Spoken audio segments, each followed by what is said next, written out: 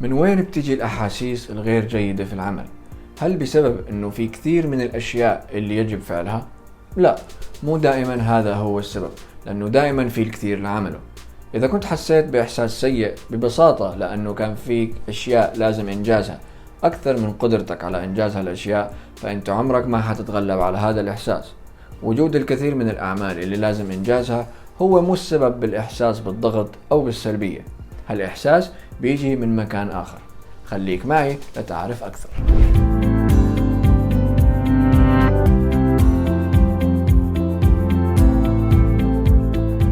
السلام عليكم ورحمة الله وبركاته. مرحبا، أنا محمد حمد من إمبراطورية إتقان النجاح.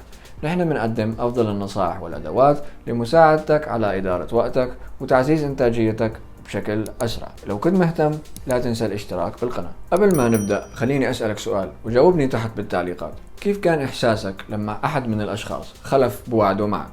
كمثال قال لك أنه حيقابلك يوم الخميس الساعة 4 العصر وبعدين لا إجا على الموعد ولا اتصل. كيف كان إحساسك بوقتها؟ محبط في الغالب. الثمن اللي الناس بتدفعه لما يخلفوا بوعودهم واتفاقاتهم هو تفكك العلاقة بين الطرفين. هي نتيجة سلبية تلقائية الحدوث.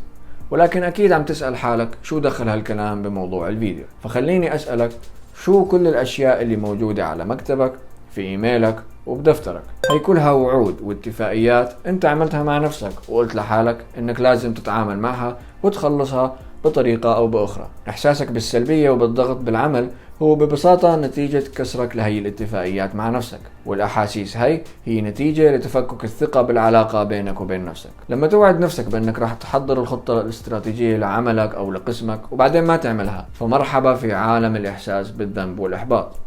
ولو وعدت نفسك أنك حترتب مكتبك وما رتبته، فراح تحس بإحساس سيء داخلك. بس السؤال الصحيح في هي اللحظة هو انه كيف تمنع اخلاف الوعود والاتفاقيات اللي عملتها مع نفسك. اذا كانت الاحاسيس السيئة سببها هو اخلافك لوعودك مع نفسك وتحميلها اكثر من طاقتها، فعندك واحد من 3 حلول ممكن تستخدمه للتعامل مع الاحساس بالضغط والاحباط وتتغلب على المشاعر السلبية. الطريقة الاولى هي انك لا تقوم بعمل اتفاقيات ووعود مع نفسك. يمكن في بعض الأحيان حسيت بإحساس كثير جميل لما كان عندك أوراق وشغلات قديمة وقمت فقط بمسحها أو رميها أو تقطيعها من غير ما تطلع وتهتم بالشي اللي جواتها. أنت حترتاح كثير لو أنك بس قللت من معايير حياتك ونزلتها. إذا أنت ما اهتميت كيف أنه لازم كل الأشياء من حولك لازم تكون بقدر معين من الجودة، فحيكون عندك أشياء أقل تهتم فيها وتعطيها انتباهك، ولهالسبب حتحس بالراحة. بين قوسين طنش عيش تنتعش، فخار يكسر بعضه، ولو خلص الشغل ولا ما خلص ما حيفرق معك. هلا انا متأكد لو انت لسه عم تشوف الفيديو فانت مو من الناس اللي ممكن انها تقلل معايير حياتها وتصير تطنش وكسولة لحتى تحس بشكل افضل. انا متأكد انك من النوع اللي ما بيحس بالسعادة والانجاز الا مع انجاز الاعمال، والانجازها بجودة عالية كمان. فمشان هيك انت لازم تنتبه على الاتفاقيات اللي بتلزم نفسك فيها وتكون واعي أكتر قبل ما توافق على أي شيء حدا بيقلك عليه أو أنت بتفكر فيه، لحتى ما تحمل نفسك فوق طاقتها وبالأخير تكسر وعدك مع نفسك وتهز ثقتك بنفسك وتبدأ تحس بالضغط والإحباط. لما تبدأ تفكر بعواقب هالأمر فأنت راح تعمل وعود أقل مع نفسك. في قصة لمدير تنفيذي لإحدى شركات التأمين وضح أهمية النتائج اللي حصدها بعد تطبيق هالنقطة، وقال: بالسابق أنا كنت بوافق لأي شخص بيجيني وبيطلب مني شيء لأنه ما كان واضح عندي قديش من الشغل أنا لازم أعمل، لكن بعد ما دفعت ثمن هالتصرف وبديت دائما أشوف قديش أنا عندي من الشغلات اللي لازم أعملها وصارت الأمور أوضح عندي، فصرت أقول لا أكثر وأكثر.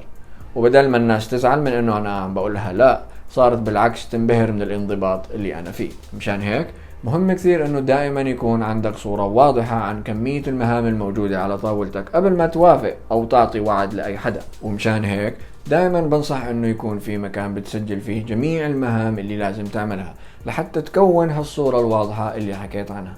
عدم معرفتك بالتزاماتك هو مثل عدم معرفتك برصيدك أو الحد الائتماني لبطاقتك البنكية، فبتضل تصرف وتصرف وتصرف لحتى يوقع الفاس بالرأس. والطريقة الثانية هي أنك أوفي باتفاقياتك ووعودك اللي عملتها مع نفسك. بالطبع الطريقة الأخرى للتخلص من الإحساس بضغط العمل أو الإحباط هو أنك توفي بوعودك وتكمل المهام اللي عليك وتعلمها بأنها أنجزت. أنا بعرف إنك بتحب تعمل مهام، بس هالحب دائما بيكون مشروط بإنك تنهي هالمهام اللي أنت اشتغلت عليها وما تضل معلقة. لهيك في كثير ناس بتحب طريقة التعامل مع الأشياء اللي بتاخد أقل من دقيقتين على طول أول ما تظهر لهم، لأنه هالشي كثير بيأثر بشكل إيجابي على أحاسيسهم وبإنهم أنجزوا كثير من المهام ولو إنها كانت صغيرة. فهل عمرك أنجزت مهمة وبعد ما خلصتها رحت وكتبتها في قائمة مهامك وبعدين شطبتها على إنك أنجزتها؟ هذا الإحساس اللي عم بحكي عنه. فما بالك كيف حيكون إحساسك لما تقدر تخلص كل المهام الموجودة على عاتقك؟ أكيد حتكون عم بتنط من الفرحة. بس بتعرف شو اللي حيصير بعد 3 أيام أو يمكن حتى بعد 3 دقائق؟ مزبوط، حتتكون عندك لستة ثانية من الأشياء اللي عليك عملها. وهي هي المفارقة بالتطوير الذاتي، إنك كل ما صرت أفضل من الأفضل إلك إنك تصير كمان أفضل. ارجع عيدها. بس لو قررت إنك ما تتخذ الطريقة الأولى وتقلل من وعودك، أو الطريقة الثانية وإنك تنجز مهامك وتوفي بوعودك، فما لك إلا الطريقة الثالثة، وهي أعد التفاوض مع نفسك بخصوص الاتفاقيات والوعود. وخلينا نرجع هون لمثالنا تبع المقابلة، ونفرض إنه أنا وعدتك إنه حقابلك يوم الخميس الساعة 4 العصر، بس بعد ما وعدتك هذا الوعد تغير عالمي وصار عندي أشياء غيرت أولوياتي ليوم الخميس. فبدال إني ببساطة ما أجي على الموعد، شو ممكن أعمل لحتى أحافظ على العلاقة معك؟ مزبوط، هو إني أتصل وأغير الاتفاقية معك. وهذا قصدي بإعادة التفاوض مع نفسك بخصوص الاتفاقيات والوعود اللي ما حتقدر إنك تنجزها، لحتى ما تحس بالإحباط بإنك ما أنجزتها. وهون برجع بنوه على أهمية نقطة كتابة كل الأشياء اللي عليك عملها في مكان ما وما تحفظها براسك، لأنه كيف بتعتقد إنك راح تعيد مفاوضة نفسك على مهام أنت مو متذكرها أصلا؟ بس ممكن هلأ إنك تقولي إنه إذا أنت أصلا في شيء مو متذكره فكيف حتحس بالإحباط والضغط النفسي لأنك ما عملته؟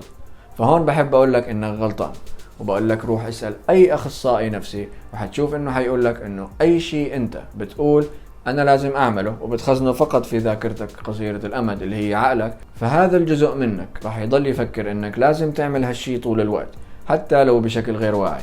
وهذا الشي لحاله بيولد ضغط نفسي كبير جدا حتى انت ما بتكون بتعرف سببه بشكل واعي. فلو كنت عايش في بيت في قبو مثلا وقلت لحالك من فترة انك بدك تنظف هالقبو، ممكن تكون هالفترة قبل 10 سنين، فعقلك عم بفكر انك لازم تنظف القبو 24 ساعة ال10 سنين كلها.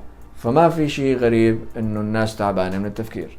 حتى ممكن تلاحظ انه انت لما تعدي من جنب هالابو في شي في بالك بيقول اوه انا لازم انظف هذا الابو، فبتصير انك تتجنب انك تعدي من جنب الابو لانك بتعرف انه هذا الصوت حيطلع في راسك. ولحتى توقف هالصوت مثل ما ذكرنا عندك 3 خيارات: انك تقلل من معيار نظافة القبو وتقول قبوي مو مرتب، اوكي مين مهتم، انك توفي بوعدك وتنظف القبو، او انك تحط تنظيف القبو بقائمة اعمالك وتجدولها ليوم اخر او يوم معين على راحتك، ولكن الهدف انك تأجل موعد تنظيف القبو. للأسف عقلك ما بيفرق ما بين انك تنظف قبو بيتك او انك تشتري شركة مايكروسوفت. بالنسبة له الاثنين هم وعود ومهمات يجب انجازها بغض النظر عن الفرق بينهم وبين اهميتهم. ولو تعلمت شيء جديد من هالفيديو واستفدت، لا تنسى زر الاعجاب بالفيديو والاشتراك في القناة وفعل الجرس لحتى توصلك كل الادوات والنصائح الجديدة اللي تساعدك في تحقيق اهدافك وطموحاتك. ولتشوف فيديو تاني من القناة اضغط هون او هون واستمتع بوقتك.